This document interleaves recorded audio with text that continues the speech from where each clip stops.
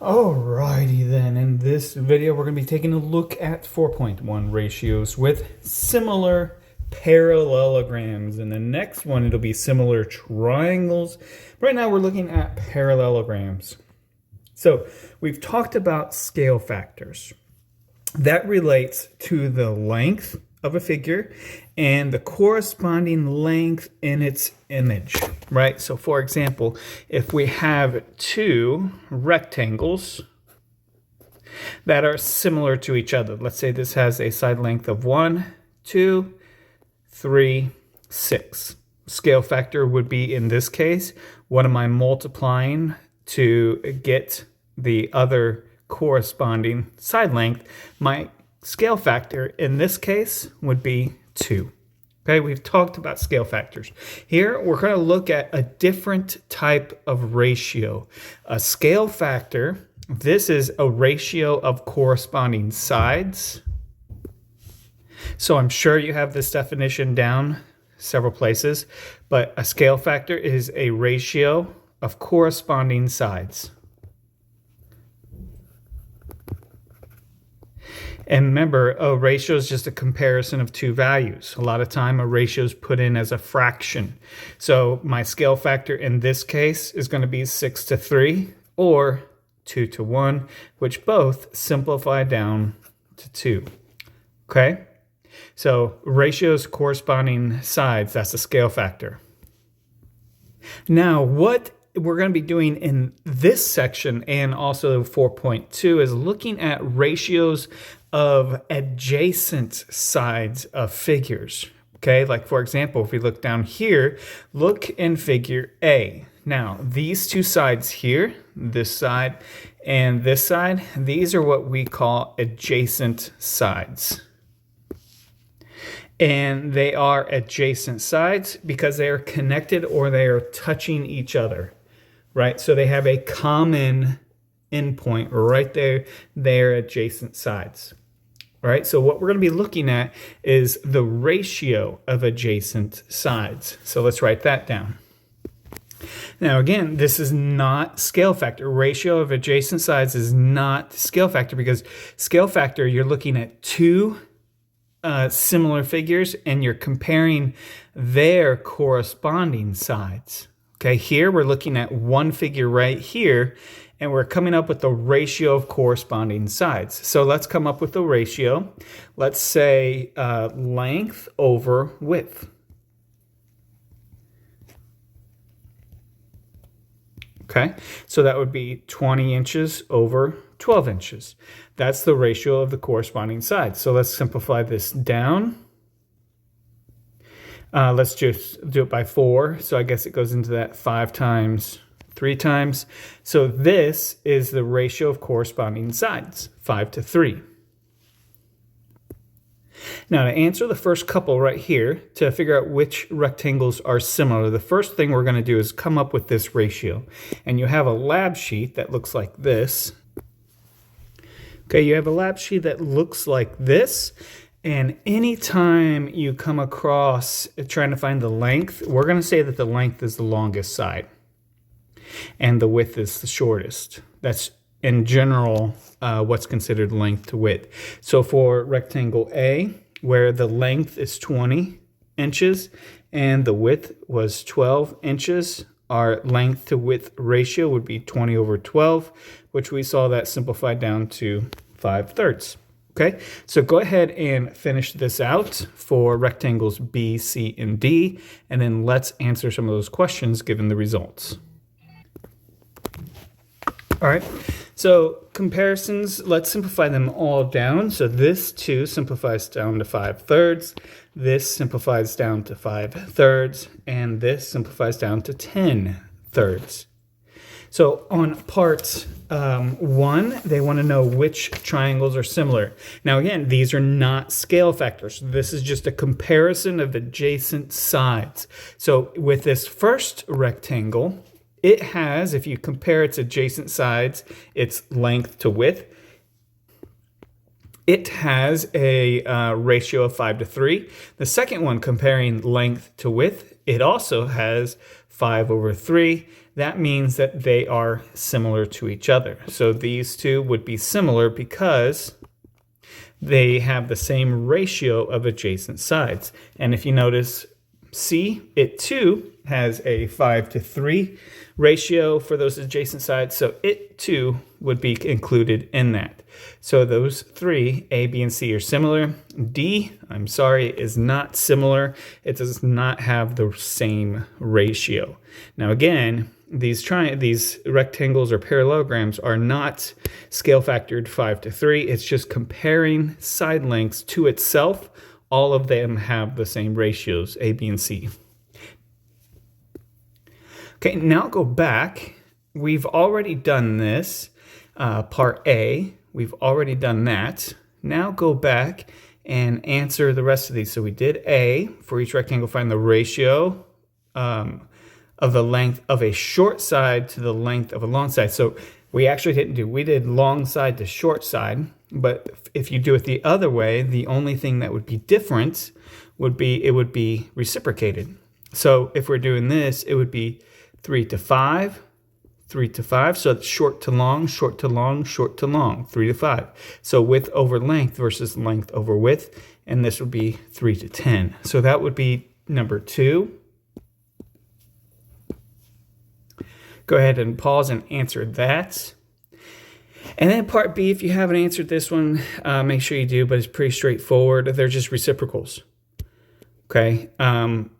If they're similar, then they're the same. We've kind of already answered that too. By doing just that lab sheet, we've answered these. So if they're similar, then they have the same ratio of corresponding sides, of adjacent sides. There we go.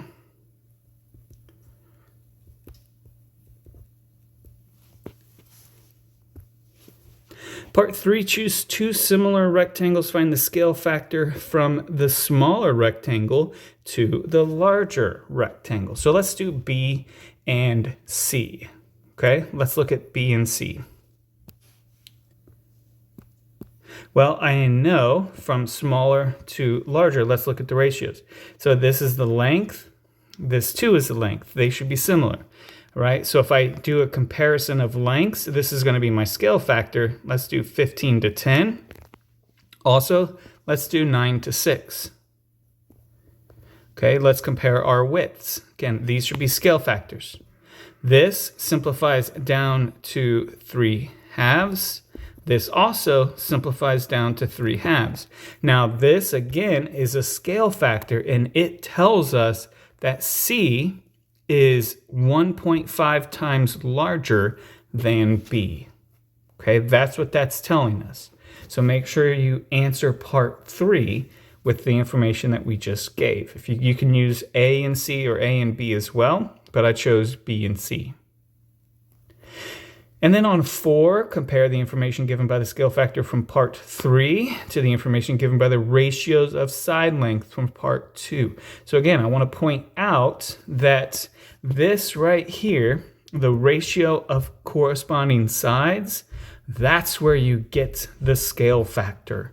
Right here, when we compare 15 to 10, those are your corresponding sides. Here's the length of C. Here's the length of B, here's the width of C, here's the width of B.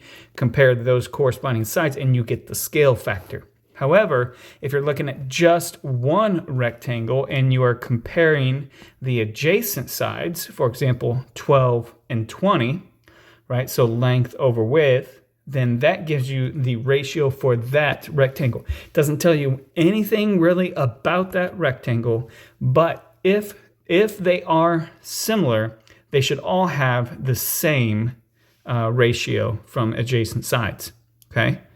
So those two comparisons are very different, but they tell the same story in the end.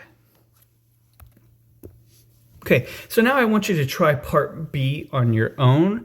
I would highly recommend using this lab sheet because you can just fill those out. So use this lab sheet to come up with those. They ask very similar questions as part A does. So pause the video and try these on your own.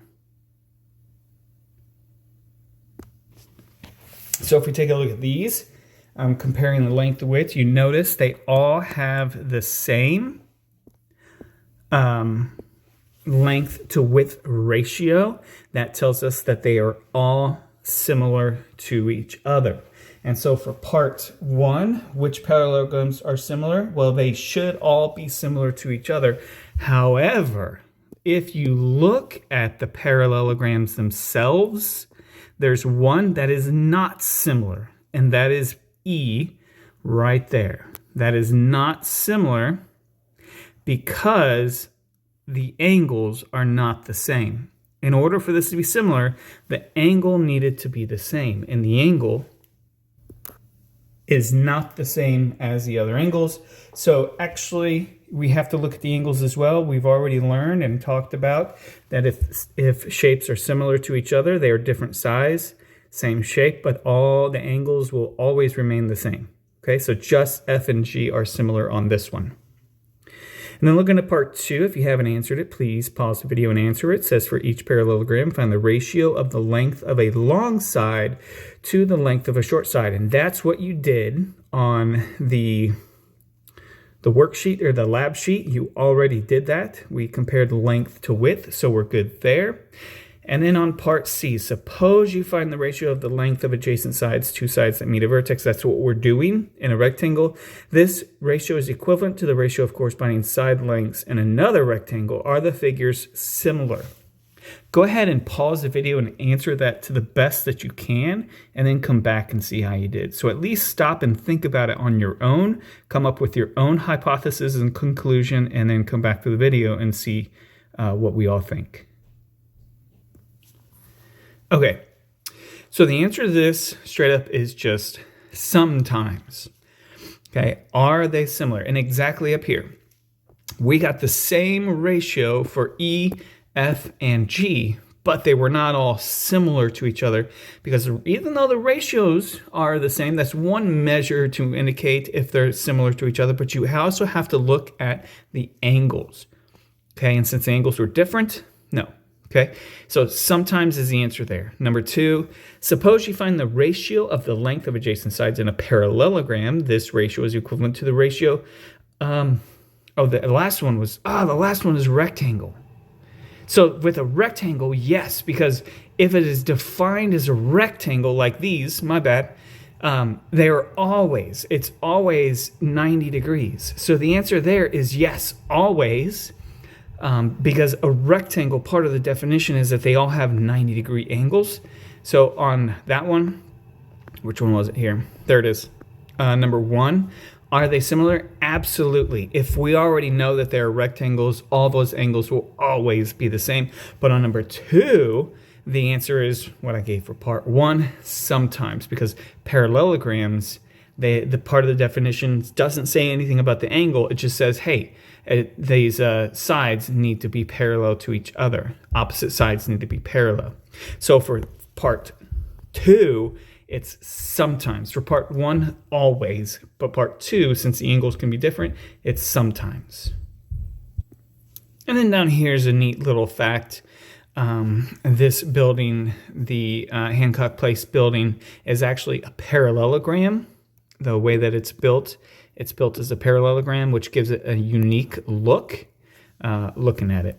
So anyway, that's kind of neat. That is it for 4.1, ratios with similar parallelograms.